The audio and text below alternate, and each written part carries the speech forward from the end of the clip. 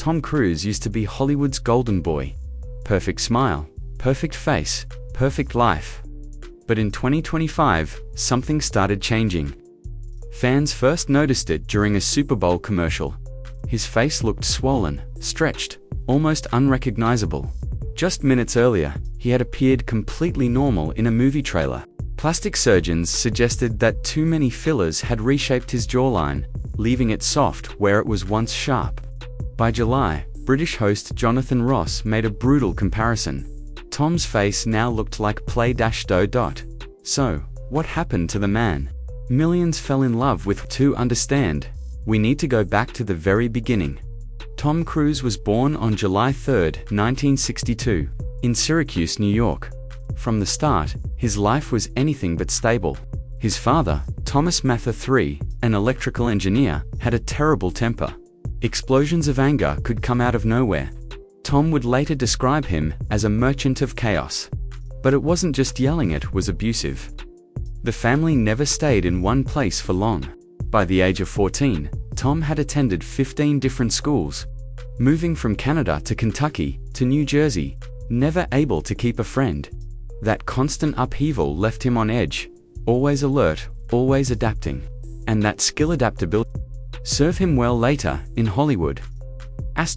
When Tom was 7, his teachers noticed something unusual. He couldn't read properly. After testing, they discovered he had severe dyslexia. Letters moved and jumbled on the page, refusing to stay still. Kids teased him, teachers grew frustrated, but Tom didn't give up. He developed a remarkable memory, learning by listening. People would read scripts aloud repeatedly, and Tom would memorize not just his own lines, but everyone else's. What started as struggle became a strength, one that would define his career. By 12, his life took another turn. His mother, Mary Lee, left his abusive father, taking Tom and his 3 siblings with almost nothing. She worked tirelessly waitressing, cleaning houses, doing anything to survive. Tom pitched in, mowing lawns, delivering newspapers, every cent going to help his mum. That early experience instilled a relentless work ethic and a desire for control over his own future. At 14, Tom briefly considered becoming a priest. He enrolled in a Catholic seminary in Ohio, waking up early for prayers, studying Latin, following strict rituals. But one night, he and some other boys broke into the wine cellar, drank communion wine, and were caught. Tom was expelled. That experience made him realize he wasn't meant to follow rules, he was meant to perform. By 1978, things finally stabilized. His mother remarried Jack South, a kind man who offered Tom a stable home and school. For the first time, he felt supported. He joined the wrestling team, though a knee injury ended that path. And a drama teacher encouraged him to audition for the school play. Tom landed the lead in Guys and Dolls, and something clicked. On stage, he felt alive. He memorized every line, every cue, delivering performances that captivated audiences. Acting wasn't just a hobby anymore, it became his dream. In 1980, just before graduating high school, Tom made a bold move. He dropped out and moved to New York City with only $500 and a bag of clothes. He stayed in a cheap hostel near Times Square and later in a rat-infested Hell's Kitchen apartment. Working as a busboy for survival, he ate dollar pizza and instant noodles, losing 20 pounds in 3 months. Early auditions were brutal. A soap opera rejected him for being too intense. That criticism stung, but it motivated him. He changed his name from Thomas Mather IV to Tom Cruise, stronger, sharper, unforgettable. His first on-screen role came in 1981 with Endless Love. Just a few seconds, a brief fire scene, $500 earned, but people noticed his energy. That fire wasn't just on screen. It was a spark that would ignite a legendary career. In 1983, during an audition for The Outsiders, he realized the role he wanted didn't fit him. Rather than forcing it, he chose a smaller part, letting his talent speak. That same year, Risky Business turned him into a star. The famous underwear dance scene captured hearts worldwide, earning him his first Golden Globe nomination. He threw himself into the role, enduring freezing Pennsylvania weather without complaint. showing early on that he would push himself beyond limits for authenticity, a mindset that would define his career. From there, his rise was meteoric. In 1985, legend tested his patience with intense makeup and prosthetics. The Color of Money, 1986, saw him holding his own alongside Paul Newman. And then came Top Gun, where he flew real F-14 jets, reaching speeds of 800 miles per hour, blacking out under. That film grossed $356 million, cementing his worldwide fame and making him the highest-paid actor under 25. Through the late 80s. Films like Cocktail, Rain Man, and Born on the 4th of July showcased his willingness to live his roles fully. He trained as a real race car driver for Days of Thunder, losing sleep, risking injury, and giving millions to charity. He even founded a production company with Paula Wagner, investing $2 million to produce Days of Thunder himself, emphasizing practical effects over cheap tricks. The 90s brought more legendary work: A Few Good Men, Interview with the Vampire, Mission Impossible. He refused doubles, performed near-impossible stunts, and transformed physically and emotionally for every role. Hanging from a speeding train, dangling over the Channel Tunnel, scaling cliffs, riding real F-18 fighter jets. Tom redefined what it meant to commit to a role.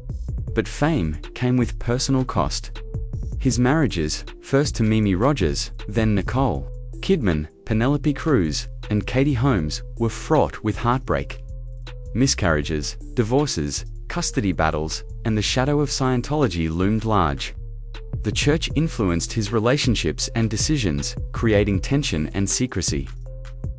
Rumors, false accusations, and lawsuits punctuated his life, from alleged affairs to secret auditing recordings. Tom fought them all.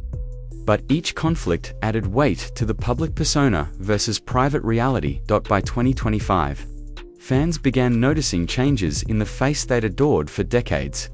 Swelling and stretching during a Super Bowl commercial sparked online debate. A plastic surgeon explained it could be the result of too many fillers, while Tom himself emphasized the extreme physical demands of his stunts. Flying atop a biplane at 120 miles per hour, hanging upside down from harnesses holding onto moving aircraft, he burned thousands of calories and risked serious injury daily. The public reaction was mixed. Jonathan Ross's Play-Doh comment went viral. Fans mourned the loss of the Tom they remembered, while others defended his dedication, pointing out that the changes reflected decades of pushing human limits in service of art. In interviews, Tom admitted the stunts nearly broke his back, separated joints in his fingers, and caused real, visible injuries.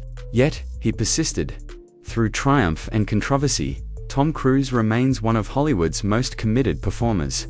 Early struggles, relentless work ethic, extreme stunts, and personal turmoil shaped him into someone few truly understand. Fame, faith, and dedication have transformed him, sometimes in ways that leave the public shocked or confused. So, when you look at him today, remember this: the man you see is the sum of decades of sacrifice, ambition, and relentless pursuit of perfection. Whether you admire or question him, Tom Cruise's story is a testament to the extremes of Hollywood life and the price of chasing excellence. Tom Cruise's life has always been a balance between extremes: extraordinary talent on one side and extraordinary pressure on the other. Even as a child, he learned to survive in chaos, moving from place to place, struggling with dyslexia, and living under an abusive father's shadow could have broken someone else. But for Tom, it shaped resilience and discipline. Every rejection, every failure, was a lesson. By the time he moved to New York City, he wasn't just chasing fame, he was chasing survival. Living in rat-infested apartments, working long hours, for minimal pay, and auditioning constantly, he honed a mental toughness that would become his trademark. When others saw obstacles, he saw opportunities. That intensity became his secret weapon in Hollywood, allowing him to push limits that would intimidate even the most seasoned actors. One of the most defining aspects of Tom's career has been his insistence on doing his own stunts. From Top Gun to Mission Impossible, he didn't just act, he lived the action. In Mission Impossible: Rogue Nation, he hung on to a real Airbus A400M as it took off. Imagine clinging to a plane in flight, facing 5G forces that push your body to its absolute limit, knowing a single mistake could be fatal. Crew members had only 48 hours to get each take right, filming the takeoff 8 times. That's not stunt work, it's extreme endurance under life-threatening conditions, even off the set. Tom's dedication to realism extended to diet, training, and preparation. In 2025, he revealed eating nearly a dozen eggs, bacon, sausage, toast, and coffee each morning just to fuel his stunts. That's not glitz and glamour, that's survival for his art. But the physical toll is undeniable. Multiple injuries, swelling, and exhaustion accumulate. And sometimes the results are visible, like the changes fans noticed in 2025. The public has always been fascinated, not just by Tom's skill, but by his private life. His marriages, in particular, read like a Hollywood saga. Mimi Rogers introduced him to Scientology, a choice that would profoundly shape his life. With Nicole Kidman, there were heartbreaks no one could see, miscarriages, intense emotional pressure, and the challenges of balancing public scrutiny with private pain. With Katie Holmes, Tom Cruise used to be Hollywood's golden boy. Perfect smile, perfect face, perfect life. But something started changing. By February 2025, fans noticed his face looked swollen and stretched during a Super Bowl commercial. Just minutes earlier, he looked normal in a movie trailer. A plastic surgeon said it looked like too many fillers had changed his jawline completely. Then, in July, a British host made a brutal comparison. He said Tom's face now looked like Play-Doh. Now the question is, what happened to the man millions fell in love with? Tom Cruise was born on July 3, 1962, in Syracuse, New York. But from the very beginning, his life was filled with fear and constant change. His father, an electrical engineer named Thomas Mather III, had a terrible temper. He often exploded in anger for no reason. Tom once called him a merchant of chaos. It wasn't just yelling, he was abusive, and they never stayed in one place for long. By the time Tom was 14, he had already gone to 15 different schools. One month he was in Canada, the next in Kentucky or New Jersey. Every time he made a friend, he had to leave. That kind of life left him always on edge. He never felt safe. But it also taught him how to adapt fast, something that would help him later in Hollywood. In 1969, when he was just 7, his teachers noticed he couldn't read properly. They said he was smart, but something wasn't right. After some tests, they found out he had severe dyslexia. For Tom, letters didn't sit still on the page. They moved around and didn't make sense. Kids at school called him names. Some teachers got frustrated with him. But instead of giving up, Tom found another way. He started learning by listening. He'd have people read scripts to him over and over. That's how he memorized every word. Not just his lines, but everyone else's too. What started as a painful struggle ended up becoming one of his greatest strengths. In 1974, when Tom was 12, his mother, Mary Lee, finally made a brave choice. She left her abusive husband, she packed up the kids and walked away with almost nothing.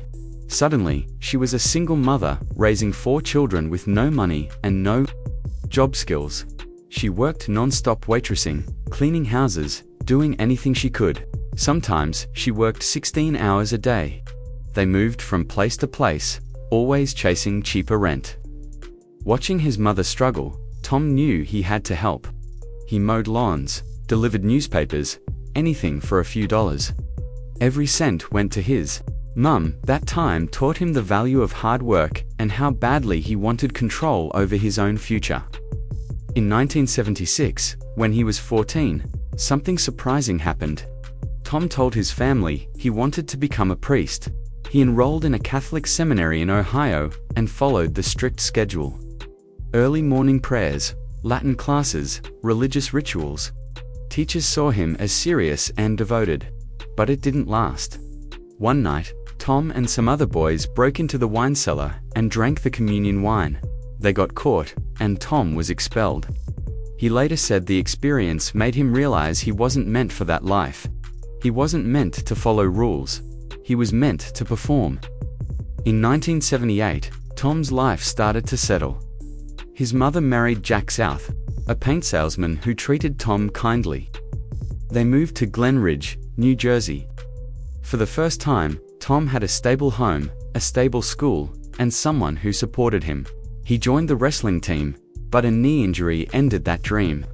One day, his drama teacher asked him to try out for the school play. Tom got the lead role in Guys and Dolls. Suddenly, something clicked. On stage, he felt alive. He gave it everything he had, memorizing not only his lines, but everyone's. The audience loved him. After that, he acted in more plays and won the school's drama award. Those 18 months in New Jersey changed everything. Acting wasn't just a hobby, it became his new dream.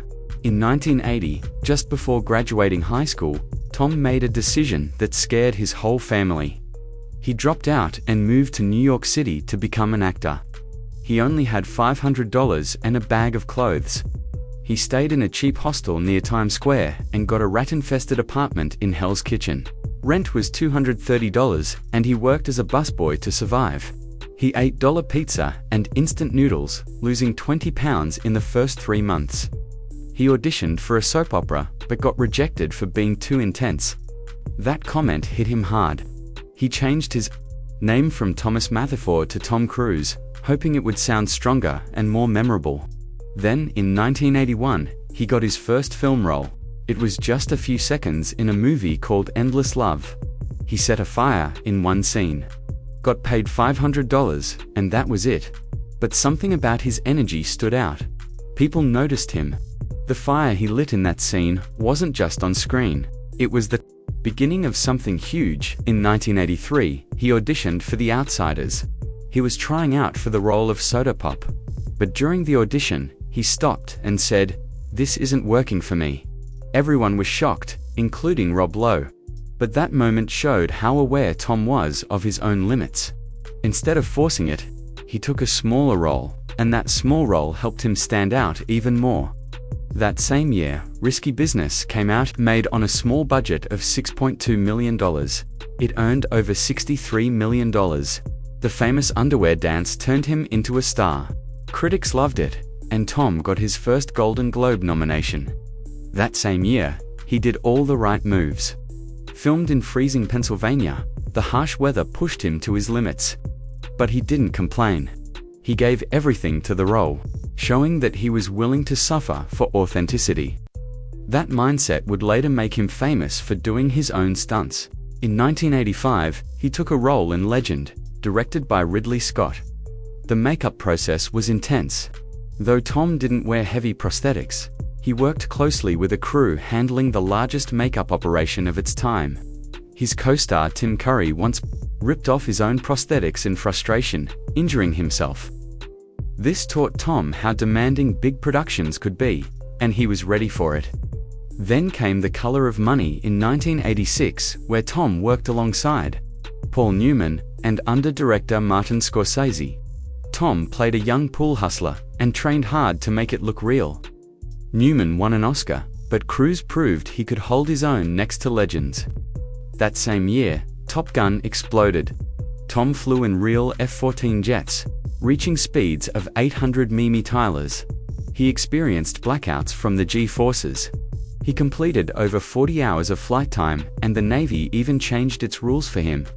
The film made $356 million and turned Tom Cruise into a worldwide name. He became the highest-paid actor under 25, earning $2 million per film. In 1988, he starred in Cocktail, which made $171 million. Tom learned real bartending tricks, practiced for months, and broke 47 bottles in training. The same year, Rain Man came out. Tom improvised a key scene after finding out his real father had abandoned him at 12. Dustin Hoffman was amazed by his acting, and the film won for Oscars. Tom agreed to a deal that gave him a share of the profits. He ended up making $15 million. In 1989, Tom pushed himself further and born on the 4th of July. He lived in a wheelchair for months, lost 35 pounds, and met with dozens of Vietnam veterans to understand their pain. He even cut his hand during filming and kept acting with real blood showing. He gave $3 million of his salary to veteran groups. That same year, he opened his own production company with Paula Wagner. He invested $2 million and began producing Days of Thunder. He rewrote scripts, chose actors, and pushed for practical effects, even spending millions to film real NASCAR crashes. In just 1 year, his company secured $50 million in deals with studios. But Born on the 4th of July also brought backlash. Many veterans protested the film, upset that Cruise had never served. Some even threw objects at the set. Cruise received death threats. The tension was high, but he stayed committed. The film made $161 million and shifted how people saw Vietnam veterans. Cruise later created a scholarship fund worth $500,000 for disabled veterans. Tom Cruise didn't just pretend to be a race car driver in Days of Thunder. He actually became one. During filming in 1990, he trained with real NASCAR drivers, got behind the wheel himself, and raced at over 180 miles per hour. In one scene, he had cue cards taped to the windshield so he could remember his lines. And he crashed the car. Because of it, he pushed himself to learn how to drive 700 horsepower stock cars on famous tracks like Daytona and Charlotte. That same year, he met Nicole Kidman on set. She played a doctor in the film. They fell in love while filming and got married on Christmas Eve in 1990, just months after they finished shooting. In A Few Good Men, 2 years later, Cruise took on the role of a military lawyer. That courtroom scene where Jack Nicholson shouts, "You can't handle the truth," wasn't easy to capture. The director filmed it 95 times. Cruise had to keep repeating the same intense questions again and again, like, "Did you order the code red?" until it